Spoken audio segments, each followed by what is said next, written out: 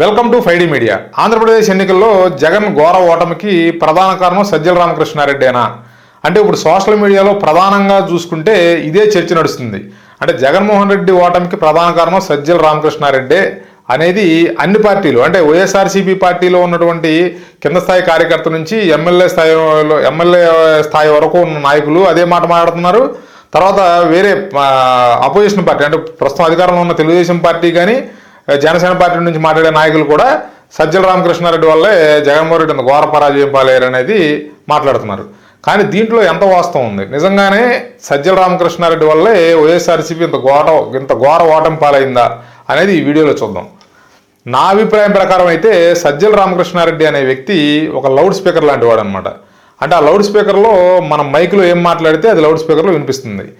అంటే నా ఉద్దేశం ఏంటంటే ఇక్కడ జగన్మోహన్ రెడ్డి లోపల తీసుకున్నటువంటి నిర్ణయాలు అంటే ఆయన ఆత్మీయులు కలిసి తీసుకున్న నిర్ణయాలని సజ్జల రామకృష్ణారెడ్డి ద్వారా ప్రజలకు చేరవేసేవాడు. అంటే లోపల తీసుకున్నటువంటి నిర్ణయాన్ని సజ్జల రామకృష్ణారెడ్డి వచ్చి మీడియా ద్వారా కానీ లేకపోతే ఏదైనా టీవీ ఇంటర్వ్యూల ద్వారా కానీ లోపల తీసుకున్నటువంటి నిర్ణయాలని ప్రజలకు తెలియపరిచేవారు. అంటే లోపల తీసుకున్న నిర్ణయం తప్పుడు నిర్ణయమా మంచి నిర్ణయమా తప్పుడు నిర్ణయమా అనేది సజ్జల రామకృష్ణారెడ్డి చేతిలో ఏముండదు. వాళ్ళు తీసుకున్న నిర్ణయాన్ని ఈయన పాజిటివ్గా ప్రజలకు చేరవేయడమే ఈయన డ్యూటీ అనమాట. అట్లా ఆయన గత 5 సంవత్సరాల కాలం నుంచి ఆయన చేసిన పని ఇదే. దీనివల్ల ఏమవుతుందంటే నిర్ణయం తీసుకున్న వ్యక్తి వేరే అయినప్పటికీ ఆ నిర్ణయాన్ని మనకి ప్రజలకు తెలియపరిచేది సజ్జల రామకృష్ణారెడ్డి కాబట్టి ఆయన మీద ఇప్పుడు అంటే పాజిటివ్గా జరిగి మళ్ళీ పార్టీ గెలిచి అధికారంలోకి వచ్చుంటే దీని మీద చర్చ ఉండేది కాదు. ఆ పార్టీ ఘోర పరాజయం పాలైంది కాబట్టి దీనికి ప్రధాన కారణం సజ్జల రామకృష్ణారెడ్డి అనే ఒక భావన ప్రజల్లో కూడా ఏర్పడింది. సాధారణ ప్రజల్లో కూడా ఎందుకని ఇంత ఘోరంగా ఓటమి పాలయ్యారు, ఏదైనా టీ స్టాల్లో నుంచి మాట్లాడినా ఏదన్నా ఇంత ఘోరం ఓటమి ఊహించలేదే, ఇంత దారుణంగా ఎందుకు ఓడిపోయారు అని మనం ఎవరన్నా కదిలిస్తే మాత్రం వాళ్ళు వెళ్ళిపుచ్చే అభిప్రాయం కూడా ఇదే కనపడుతుంది. సజ్జల రామకృష్ణారెడ్డి వల్ల ఇంత ఘోరంగా ఓడిపోయాడండి అని సింపుల్గా ఒక మాట చెప్పేస్తున్నారు. కానీ దీంట్లో ఉన్నటువంటి లాజిక్ కనుక మనం ఆలోచిస్తే సజ్జల రామకృష్ణారెడ్డికి నిర్ణయాధికారం అంటే ఏమీ లేదు. నిర్ణయాధికారం మొత్తం లోపలే, నిర్ణయాలు మొత్తం లోపలే జరిగాయి. జగన్మోహన్ రెడ్డి లేదా వారి ఆత్మీయులతో కలిసి ఏదైనా నిర్ణయం తీసుకుంటే జగన్మోహన్ రెడ్డి ఆ నిర్ణయాన్ని సజ్జల రామకృష్ణారెడ్డికి చెప్తే ఆ నిర్ణయాన్ని వచ్చి మనకు ప్రజలకి మాత్రం ఈయన చేరవేసేవాడు. దానివల్ల ఏంటంటే ప్రజలతో కనెక్టివిటీ సీఎం కోల్పోయాడు కాబట్టి అంటే అప్పుడు సీఎంగా ఉన్నటువంటి జగన్మోహన్ రెడ్డి ప్రజలతో కనెక్టివిటీ కోల్పోయాడు కాబట్టి ప్రజలతో కనెక్టివిటీ ఎక్కువగా ఎవరికి ఉందో సజ్జల రామకృష్ణారెడ్డికి ఉంది కాబట్టి ఈ వైఫల్యాలన్నీ ఇప్పుడు సజ్జల రామకృష్ణారెడ్డి మీదకి నెట్టివేయడం అనేది జరుగుతుంది. కానీ ఈ వైఫల్యాలకు ప్రధాన కారణం పూర్తిగా జగన్మోహన్ రెడ్డే అనేది నా భావన. ఎందుకంటే తీసుకున్న నిర్ణయం చాలా నిర్ణయాలు అంటే ఈ గత 5 సంవత్సరాల కాలంలో ఆయన తీసుకున్న చాలా నిర్ణయాలు కోర్టులకు ఎక్కడం జరిగింది. కోర్టుల్లో ప్రతి నిర్ణయాన్ని కోర్టులు కూడా వ్యతిరేకించడం జరిగింది. ఇట్లా జగన్మోహన్ రెడ్డి తీసుకున్న నిర్ణయాల్లోనూ లోపం ఉన్నప్పుడు సజ్జల రామకృష్ణారెడ్డి అనేవాడు చేయడానికి ఏమి ఉండదు. సజ్జల రామకృష్ణారెడ్డి అనే వ్యక్తి ఏంటంటే ఒక మీడియా అంటే నా ఉద్దేశం ఏంటంటే సమాచారాన్ని ప్రజలకు చేరవేసే ఒక మీడియా మాత్రమే. అట్లా ఆయన లోపల జరిగిన విషయాలను తీసుకొచ్చి లోపల జరిగిన నిర్ణయాలను ప్రజల ముందు వెళ్ళిపుచ్చేవాడు. మనం ఇక్కడ ఒక విషయం గమనించాలి. సజ్జల రామకృష్ణారెడ్డి కూడా సాదాసీదా వ్యక్తి కాదండి. ఆయన కూడా ప్రముఖ పత్రికల్లో అత్యున్నత పదవులలో పనిచేసిన వ్యక్తి కాబట్టి అంటే సీఎంకి అత్యంత సన్నిహితంగా వెళ్ళే స్థాయి ఆయనకు ఉందంటే ఆయన ఏదో సాధారణ వ్యక్తిగానో లేదా దారిన వ్యక్తినో తీసుకొచ్చి ఆయన సీఎం గారు పక్కన పెట్టుకున్నారు అనేది కాదు కదా. కాబట్టి ఏంటంటే ప్రతిదానికి సజ్జల రామకృష్ణారెడ్డిని బాధ్యుని చేసి సజ్జల రామకృష్ణారెడ్డి వల్ల ఇదంతా జరిగిందని చెప్పి ఒక నేరేషన్ అనేది ఏర్పడిపోయింది సోషల్ మీడియాలో కానీ ప్రజల్లో కానీ వైఎస్ఆర్సీపీ కార్యకర్తల్లో కానీ ఎమ్మెల్యే స్థాయి వరకు ఉన్న వాళ్ళు కూడా ఇదే మాట మాట్లాడుతున్నారంటే ఇక పరిస్థితిని అర్థం చేసుకోవచ్చు. అంటే పూర్తిగా వైఫల్యాన్ని మొత్తాన్ని సజ్జల రామకృష్ణారెడ్డిపై నెట్టేశారు. కానీ ఈ వైఫల్యాలన్నింటికీ ప్రధాన కారణం జగన్మోహన్ రెడ్డే. ఎందుకంటే గతంలో 2019 ఎన్నికల ముందు కనుక ఆయన టీవీ ఇంటర్వ్యూలు కనుక మీరు ఒకసారి గమనించినట్లయితే మనం ఆ 2019 ఎన్నికల ముందు ఆయన టీవీలకు ఇచ్చిన ఇంటర్వ్యూల్లోనే కొంచెం ఆయన ప్రజలతో కనెక్ట్ అయ్యారు. ఇక తర్వాత ఆయన ప్రెస్ మీట్లు పెట్టింది లేదు, ఆయన ప్రజలతో మాట్లాడింది లేదు.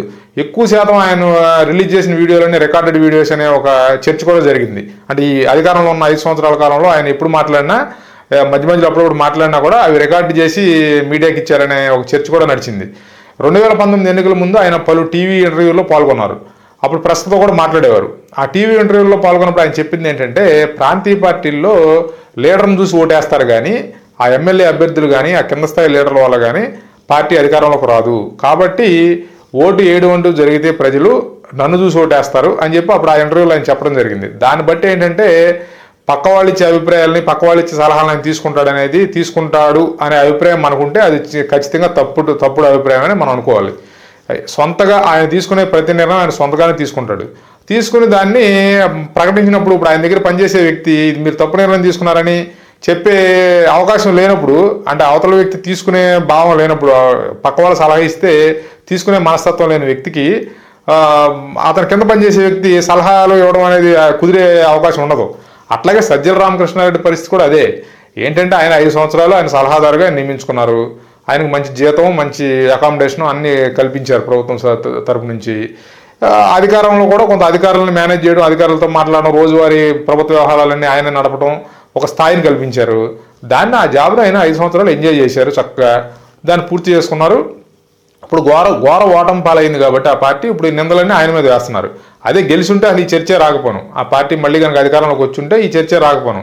ఆయన ఓడిపోయారు కాబట్టి ఇప్పుడు ఈ నిందలన్నీ, ఈ వైఫల్యాలన్నీ సజ్జల రామకృష్ణారెడ్డి మీద వేస్తున్నారు. తెలుగులో సామెత ఉంది, అంటే పరాయి ఆత్మస్థుతి కోసం పరాయి నింద వేయడం అనమాట. అంటే మనం చేసిన తప్పుల్ని మనం కప్పించుకోవడానికి, స్తుతించుకోవడానికి పరాయి వాళ్ళ మీద నిందేస్తారన్నమాట. ఇదంతా ఆళ్ళ వల్లే జరిగిందని చెప్పి ఆత్మస్థుతి పరనింద అంటారు కదా. అట్లా ఇప్పుడు ఏంటంటే ఆ వైఎస్ఆర్సీపీ అధిష్టానం అంటే జగన్మోహన్ రెడ్డి చేసినటువంటి తప్పుల్ని కప్పిపుచ్చుకోవడం కోసం ఈ వైఫల్యాలన్నింటినీ సజ్జల రామకృష్ణారెడ్డి మీద నెట్టివేయడానికి ప్రయత్నిస్తున్నట్టుగా నాకు అనిపిస్తుంది. ఇక్కడ ఆశ్చర్యకరమైన విషయం ఏంటంటే ఆ పార్టీలో ఉన్నటువంటి వైఎస్ఆర్సీపీ పార్టీలో ఉన్నటువంటి కార్యకర్తల నుంచి పెద్ద స్థాయి లీడర్ల వరకు అదే భావంలో ఉన్నారు. అదే నాకు ఆశ్చర్యం కలిగిస్తుంది. అంటే సజ్జల రామకృష్ణారెడ్డికి నిర్ణయాధికారం లేదనే విషయం అందరికీ తెలిసిన విషయం. అది ఆయన నిర్ణయాలు తీసుకునే స్థాయి ఏం కాదు అయింది. అయినప్పటికీ కూడా నిర్ణయాలు తీసుకున్న వ్యక్తిని నిందించకుండా పూర్తిగా తప్పంతా ఈయన మీద నెట్టివేయడం అనేది మనం అంత ఆమోదించదగ్గ విషయం కాదు. కాబట్టి జగన్మోహన్ రెడ్డి ఓటం పాలవడానికి ప్రధాన కారణం సజ్జల రామకృష్ణారెడ్డి కానే కాదు. సజ్జల రామకృష్ణారెడ్డి కాకపోతే అక్కడ ఇంకొక రెడ్డి ఉంటాడు, ఆ రెడ్డి కాదు ఇంకో రెడ్డి ఉంటాడు. ఏ రెడ్డి ఉన్నా కూడా లోపల తీసుకున్న నిర్ణయాల మీద ఆధారపడి ఉంటుంది. ఆ లోపల తీసుకున్న నిర్ణయాలన్నీ కూడా బూమరాంగ్ అవడం, ఆ నిర్ణయాలన్నీ తప్పుడు నిర్ణయాలు అవడం వల్ల ప్రజలు వాళ్ళకు వ్యతిరేకంగా తీర్పిచ్చారు. ఆ తీర్పును వాళ్ళు శిరసావహించి మళ్ళీ వాళ్ళు ఎట్లా ప్రజలను మన్ననలు పొందాలని ఆలోచించుకోవాలి. కానీ ఏదో ఒక వ్యక్తి మీద నెట్టేసి ఆ వ్యక్తిని కార్నర్ చేసేసి ఆయన పరారీలో ఉన్నాడు, ఆయన పారిపోయాడు. ఇప్పుడు సోషల్ మీడియాలో మీరు చూడండి, ఒక ప్రముఖ ఛానల్కి సంబంధించిన యూట్యూబ్ ఛానల్లో, ప్రముఖ శాటిలైట్ ఛానల్కి సంబంధించిన యూట్యూబ్ ఛానల్లో చెంప చెళ్ళుమనిపించిన సజ్జల చెంప చెళ్ళుమనిపించిన అని చెప్పి తమ్మనేలు పెట్టి ఒక డిబేట్ నడుపుతున్నారు. అట్లాగే 1 మిలియన్ సబ్స్క్రైబర్స్ ఉన్నటువంటి ఒక యూట్యూబ్ ఛానల్లో సీనియర్ జర్నలిస్టు సజ్జల్ని బెల్ట్తో కొట్టిన అని చెప్పి ఆ తమ్మనేలు టైటిల్ పెట్టి ఆయన నడిపిస్తున్నాడు. అంటే ఆ చెంపల మీద కొడతాం ఏంటో, ఆ బెల్ట్తో కొడతాం ఏంటో, అలాంటి వ్యక్తి దగ్గర ఎంత స్థాయిలోకి వెళ్ళిన సజ్జల రామకృష్ణారెడ్డి నిజంగా జగన్మోహన్ రెడ్డి మనస్తత్వం అలాంటి మనస్తత్వం అయితే ఆయన దగ్గర ఈయన 5 సంవత్సరాలు ఎట్లా పనిచేశాడో ఏంటనేది మనకు చూసేవాళ్ళకి ఆశ్చర్యం కలుగుద్ది. అంటే జగన్మోహన్ రెడ్డి విపరీత స్వభావం కలవాడనే మనకు గత 5 సంవత్సరాల నుంచి మనం అబ్జర్వ్ చేస్తే అతని స్వభావం కొంచెం విపరీత మనస్తత్వం ఉన్న వ్యక్తి అని మనకు అర్థమవుతుంది. కానీ అంత పక్కన ఉన్నటువంటి వ్యక్తి, అంత స్థాయి కలిగిన వ్యక్తిని బెల్ట్తో కొట్టాడు, చెంపలు చెడు అనిపించాడు అని చెప్పి వీళ్ళు తమ్నైళ్ళు పెట్టి సోషల్ మీడియాలో ట్రోలింగ్ చేసుకుంటా ఆయన నడుపుతున్నారు. మరి ఇవన్నీ చూస్తుంటే నాకేమనిపిస్తుందంటే ఇది సజ్జల రామకృష్ణారెడ్డిని కార్నర్ చేసేశారు. సజ్జల రామకృష్ణారెడ్డి మీదకి ఈ వైఫల్యాలను నెట్టేస్తున్నారు. పార్టీ వాళ్ళు ఇప్పుడు వైఎస్ఆర్సీపీ పార్టీ వాళ్ళు నెట్టారంటే అర్థం ఉంది. ఎందుకంటే వాళ్ళ లీడర్ని వాళ్ళు డిపెండ్ చేసుకోవడానికి, ఇప్పుడు జగన్మోహన్ రెడ్డిని డిపెండ్ చేయడానికి వాళ్ళ కార్యకర్త అదే మాట్లాడతాడు. మా జగన్ అన్న తప్పేం లేదు, మొత్తం సజ్జల రామకృష్ణారెడ్డి వల్లే జరిగింది ఈ వైఫల్యం అంతా అని మాట్లాడతాడు. దాంట్లో అర్థం ఉంది. కానీ అసలు ఆ పార్టీతో సంబంధం లేనటువంటి ఛానల్స్ కూడా ఈ రకమైనటువంటి డిబేట్లే పెట్టి ప్రతిదానికి సజ్జలే కారణం అని చెప్పి ఈ రకమైనటువంటి వ్యవహారాలు నడుపుతున్నారు. అంటే ఈ వీడియో చూసిన వాళ్ళకి ఏంటంటే నేనేదో సజ్జల రామకృష్ణారెడ్డికి సపోర్ట్ చేస్తున్నానని అనిపించవచ్చు మీకు. కాకపోతే అక్కడ సజ్జల రామకృష్ణారెడ్డి కాకపోతే ఇంకో రెడ్డి ఉంటాడండి. ఎవరున్నా కూడా నిర్ణయాధికారం ఎవరి చేతిలో ఉంది? జగన్మోహన్ రెడ్డి గారి చేతిలో ఉంది. ఆయన తీసుకున్న నిర్ణయాన్ని ఈయన వెళ్ళిపుచ్చుతాడు వచ్చి. ఈయన చేయగలిగింది అది మాత్రమే. కాబట్టి ఈ వైఫల్యాన్ని లాటి మీద నెట్టేసి మనం ఏదో ఆయన ఒక మాట అనేసి సంతోషపడటం, అంటే జగన్మోహన్ రెడ్డిని అభిమానించే వాళ్ళంతా ఆయన ఒక మాట అనేసి సంతోషపడటం అంటే అది వేరే విషయం. జగన్మోహన్ రెడ్డికి సంబంధం లేని వాళ్ళు, వైఎస్ఆర్సీపీకి సంబంధం లేని వాళ్ళు కూడా అదే పాట ఎత్తుకోవడం, అదే ఇష్యూని హైలైట్ చేయడం అనేది నాకు కొంచెం ఆశ్చర్యకరంగా అనిపించింది. నా ఉద్దేశం ప్రకారం అయితే ఈ ఘోర వైఫల్యాలకి ప్రధాన కారణం జగన్మోహన్ రెడ్డి గారి తీసుకున్నటువంటి తప్పుడు నిర్ణయాలు. ఆ తప్పుడు నిర్ణయాల వల్లే ప్రజలు ఆయన్ని వ్యతిరేకించారు. ప్రజలు నాకు ఓటు వేయలేదు, ప్రజలు నాకు ఇది అంటున్నారు కదా, లేదండి, ఆయన పథకాలు ఇచ్చిన వాళ్ళందరూ ఆయనకే ఓటు వేశారు. 40% ఓటు బ్యాంకు అంటే 40% ఓట్లు వచ్చినాయి అంటే ఖచ్చితంగా ఈయన ద్వారా లబ్ధి పొందిన వాళ్ళందరూ పేదరికం కన్నా కింద ఉన్న వాళ్ళు, ఈయన పథకాల ద్వారా ఎంతో కొంత ఆసరా పొందిన వాళ్ళంతా ఆయన పక్కే ఉన్నారు. మిగతా సమాజంలో ఉన్నటువంటి మిగతా వర్గాలన్నీ కూడా ఒక పక్కకు పోలరైజ్ అయిపోయినాయి. దానివల్ల మీకు హ్యూజ్ డిఫరెన్స్ ఏర్పడి సీట్ల స్థాయి ఎంత తక్కువకు పడిపోయింది అనమాట. 11 సీట్లకే పడిపోవడం జరిగింది. కాబట్టి ప్రజలు ఎవరో జగన్మోహన్ రెడ్డిని మోసం చేయలే, ఆయన తీసుకున్న నిర్ణయాలే ఆయన్ని మోసం చేసినాయి. అతను తీసుకున్నటువంటి నిర్ణయాల వల్ల ఆయన ఓటమి పాలయ్యారు. దీనికి పూర్తి బాధ్యత ఆయనే వహించాలి. ఆయనే వహించి మళ్ళీ ఎట్లా పుంజుకోవాలి అనేది ఆలోచించుకుని వాళ్ళ నిర్ణయాలు తీసుకుంటే బాగుంటుంది. ఈ సజ్జల రామకృష్ణారెడ్డి మీద ఇచ్చేయడం అది చేయడం కొంతకాలం నడుస్తుంది. ఇక అన్నీ అంటే వైఫల్యాలను ఎవరో ఒకరి మీద నెట్టాలని చూస్తారు కాబట్టి ఇవన్నీ మామూలుగానే జరుగుతూనే ఉంటాయి. నా అభిప్రాయం ప్రకారం అయితే సజ్జల రామకృష్ణారెడ్డి వల్ల వైఎస్ఆర్సీపీ పార్టీ ఓడిపోయింది అనేది అవాస్తవం. నా అభిప్రాయం కనుక మీకు నచ్చినట్లయితే మీ అభిప్రాయాన్ని కామెంట్ రూపంలో తెలియజేయండి.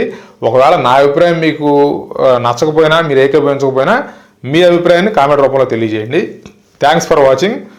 Please like, share and subscribe 5D media. జై హింద్.